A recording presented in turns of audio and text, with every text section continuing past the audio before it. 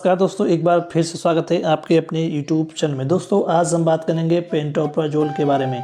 Pantoprazole tablet है वो कौन कौन सी कंपनी की आती है, यानी कि उसके ब्रांड नेम कौन कौन से हैं और ये कौन सी कैटेगरी की मेडिसिन है, इसका जो यूज़ है वो क्या है, यानी कि इसके यूजेस क्या है और इसकी जो डोज है, जो खुराक है वो क्या है, कितना लेना है, लेने का सही समय क्या है और इसके जो साइड इफ़ेक्ट हैं वो कौन कौन से आने के चांसेस रहते हैं, इन सभी के बारे में आज हम बात करेंगे। तो चलिए दोस्तों वीडियो को शुरू करते हैं। वीडियो शुरू करने से पहले जो लोग नए हैं वो चैनल को सब्सक्राइब जरूर कर लें और बेल आइकन को भी प्रेस कर दें, जिससे कि हम कभी भी अपना वीडियो अपलोड करें तो आप तक सबसे पहले पहुँच सके। तो चलिए दोस्तों वीडियो को शुरू करते हैं।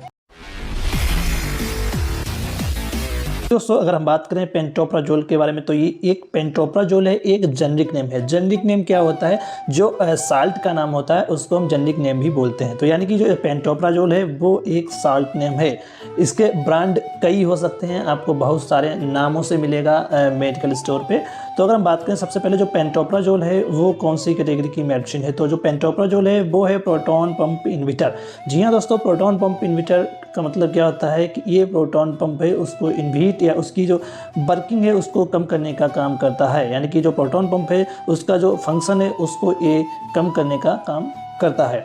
दोस्तों प्रोटॉन पंप होता क्या है, प्रोटॉन पंप जो ह्यूमन बॉडी होती है उसमें जो स्टमक होता है तो स्टमक की जो बॉल होती है, उसकी जो स्टमक की दीवार होती है उसमें ये प्रोटॉन पंप पाया जाता है। प्रोटॉन पंप एक तरीके से ये एंजाइम्स होते हैं जो कि प्रोटीन के बने होते हैं।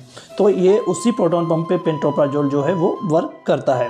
दोस्तों सबसे पहले हम बात करें कि जो पेंटोप्राजोल ये जेनरिक नेम है, तो इसके कौन कौन से ब्रांड नेम है जो कि पॉपुलर ब्रांड नेम है, जो लगभग हर एक मेडिकल स्टोर या फार्मेसी पे आपको आसानी से मिल सकते हैं। तो हम बात करते हैं पॉपुलर ब्रांड के बारे में। तो इसमें जो पहला है वो है पेंटॉप। जी हाँ दोस्तों, आपको ये पेंटॉप के नाम से मिलेगा, जो कि अरिस्टो फार्मास्यूटिकल का ब्रांड है, जो आपको डिस्प्ले पे भी दिखाई दे रहा है पेंटॉप 40 के नाम से, और पेंटॉप 20 के नाम से मिल जाएगा। यानी कि इसमें जो पेंटॉप 40 होगा उसमें पेंटोप्राजोल होगा वो 40 mg होगा, और जो पेंटॉप 20 होगा उसमें जो पेंटोप्राजोल होगा वो 20 mg होगा एक टेबलेट में। नेक्स्ट इसका जो ब्रांड नेम है वो है न्यूपेंटा, जो कि मैक्लियोड फार्मास्यूटिकल जो कंपनी है उसका ये न्यूपेंटा के नाम से आपको मार्केट में मिलेगा। पेंटेप के नाम से एलेम्बिक फार्मास्यूटिकल का मिलेगा, और इसमें जो पेंटाकाइंड है जो कि मेनकाइंड का ये आपको मिलेगा। ये सारे ब्रांड नेम है, आपके एरिया में और किसी ब्रांड नेम से भी मिल सकता है, लेकिन ये जो पॉपुलर ब्रांड नेम है वो मैंने आप लोगों को बताए हैं। जी दोस्तों, अब हम बात करते हैं जो पेंटोप्राजोल है उसके यूजेस क्या है, यानी कि उसको कौन कौन सी कंडीशन में यूज़ कर सकते हैं। तो जो पेंटोप्राजोल है इसका फर्स्ट यूज़ है वो treatment of peptic ulcer. Peptic ulcer क्या होता है कि जो हमारी स्टमक बॉल होती है उस पर एक तरीके से जख्म बन जाते हैं, उनको बोलते हैं पेप्टिक अल्सर। उसकी जो स्टमक है उसकी इनर वॉल पे जो अल्सर टाइप का बन जाता है उसको हम पेप्टिक अल्सर बोलते हैं।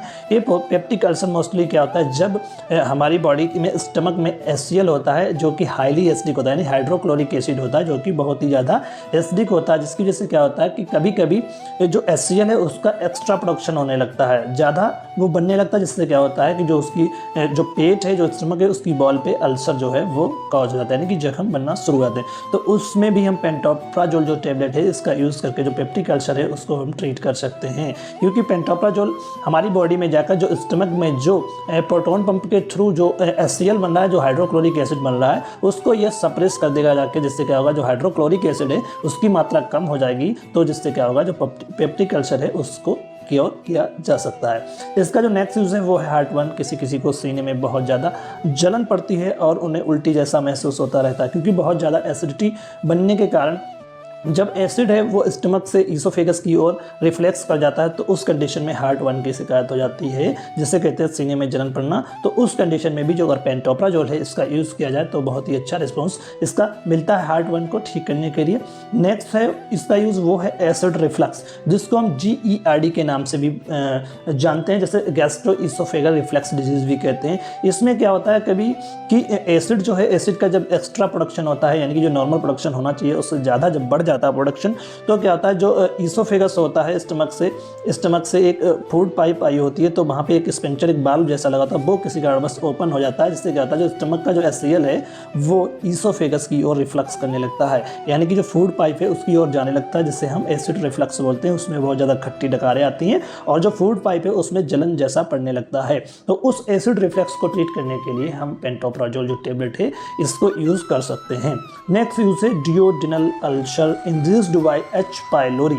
एच पाइलोरी का मतलब होता है हेलिकोबैक्टर पाइलोरी, जो कि एक बैक्टीरिया है जो कि हमारे जो स्टमक के नीचे जो डिओडेनम पार्ट होता है, डिओडेनम पार्ट में ये एच पाइलोरी नामक बैक्टीरिया है, ये अपना वहाँ पे ग्रो करता है और वहाँ पे क्या करता है, अल्सर कॉज करता है। तो एच पाइलोरी के द्वारा जो डिओडेनल अल्सर कॉज हुआ है, तो उसके ट्रीटमेंट में भी हम जो पेंटोप्राजोल टेबलेट है इसका यूज़ कर सकते हैं। इसका जो नेक्स्ट यूज़ है वो NSAID इंड्यूस्ड अल्सर। NSAID मतलब non steroidal anti inflammatory drug से होता है। Non steroidal anti inflammatory medicine कौन सी होती है, जो पेन किलर होती है, जैसे एसिक्लोफिनेक, डाइक्लोफिनेक। कोई पेशेंट क्या होता है, ज़्यादा समय तक पेन किलर लेते रहते हैं, जिससे क्या होता है उनके स्टमक में जो है वो अल्सर कॉज हो जाता है। तो उस अल्सर को ट्रीट करने के लिए जो पेंटोप्राजोल टेबलेट है इसका यूज़ किया जाता है। ये पेंटोप्राजोल है आपको टेबलेट फॉर्म में भी मिलेगा और आपको ये इंजेक्शन फॉर्म में भी मिल जाएगा, जो कि ड्राई फॉर्म में होता है और इसको तुरंत रिकॉन्स्टिट्यूट करके और इसको IV रूट से दिया जाता है। जी दोस्तों, अगर हम बात करें जो पेंटोप्राजोल टेबलेट है इसका यूज़ क्या किया जाता है, कैसे किया जाता है, तो इसकी अगर डोज की बात करें, एडल्ट डोज की बात करें, जिसकी उम्र लगभग 18 से ऊपर है पेशेंट की, तो उसमें 20 से 40 mg दिन में 2 बार देना होता है। यानी कि आप 20 mg सुबह और 20 mg शाम को पेंटोप्राजोल दे सकते हैं। लेकिन अगर बहुत ही ज़्यादा प्रॉब्लम हो रही, बहुत ज़्यादा एसिडिटी की प्रॉब्लम है, तो आप इसको 40 mg सुबह, 40 mg शाम को भी दे सकते हैं। यानी कि जो पेंटा 40 टेबलेट है इसको दिन में 2 बार भी लिया जा सकता है। लेने का सही समय जो है, अगर आप इसको खाली पेट लेंगे यानी कि खाने से पहले लेंगे, तो जो रिस्पॉन्स है इसका ज़्यादा मिलेगा, क्योंकि जब स्टमक में फूड पहुँच जाता है तो वहाँ पर जो इसकी जो इफेक्टिवनेस है वो कम हो जाती है। तो इसको खाने से लगभग आधा घंटे पहले लेना है।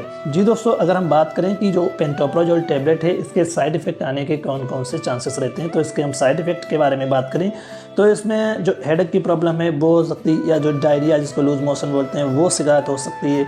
डिजनेस, चक्कर आ सकते हैं इसको ज़्यादा यूज़ करने, किसी में देखा गया। GI इन्फेक्शन, जी हाँ दोस्तों, GI infection gastro intestinal infection हो सकता है। GI इन्फेक्शन कैसे होगा, क्योंकि हम क्या है, हम फूड लेते हैं, हम खाना लेते हैं, तो उसके साथ में काफ़ी ज़्यादा इन्वायरमेंट में जो बैक्टीरिया जो होते हैं, जो माइक्रोब्स होते हैं, वो हमारे फूड के साथ हमारे स्टमक में भी चले जाते हैं, या हमारी जो डाइजेस्टिव ट्रैक्ट होती है उसमें चले जाते हैं, जिससे क्या होता है जो हमारा GI इन्फेक्शन है उसमें होने के चांसेस बढ़ जाते हैं। क्योंकि जो HCl होता है, जो पेंटोप्राजोल है, वो HCl के प्रोडक्शन को कम करता है। और HCl जो हाइड्रोक्लोरिक का एक वर्क ये भी है कि अगर फूड के साथ हमारे स्टमक में कोई बैक्टीरिया या माइक्रोब्स जाता है तो HCl हाईली एसिडिक होने के कारण वो बैक्टीरिया को किल कर देता है। लेकिन जब हम पेंटोप्राजोल देते हैं तो वहाँ पे HCl प्रोडक्शन जो है वो रुक जाता है, जिसकी वजह से क्या होता है या कम हो जाता है, जिससे क्या होता है कि जो फूड के साथ जो बैक्टीरिया, जो माइक्रोब्स जा रहे हैं, तो उसको जो मारने की जो कैपेसिटी है वो कम हो जाती है, जिससे क्या होता है GI जो गैस्ट्रो इंटेस्टाइनल इन्फेक्शन है उसके बढ़ने के चांसेस ज़्यादा हो जाते हैं। नेक्स्ट जो इसका साइड इफेक्ट है वो है नोजिया या वोमिटिंग, यानी कि जो वोमिटिंग है या नोजिया जैसे बोलते हैं, जी मिचलाना या उल्टी जैसा महसूस होना, वो भी इसका एक साइड इफेक्ट है पेंटोप्राजोल टेबलेट का। दोस्तों, ये तो था कुछ पेंटोप्राजोल टेबलेट के बारे में जो मैंने आप लोगों को बताया। आशा करते हैं वीडियो अच्छा लगा होगा, कमेंट करके जरूर बताएं, वीडियो को लाइक करना ना भूलें। तो चलिए दोस्तों, आज के लिए बस इतना ही, मिलते हैं नेक्स्ट वीडियो में नए टॉपिक के साथ।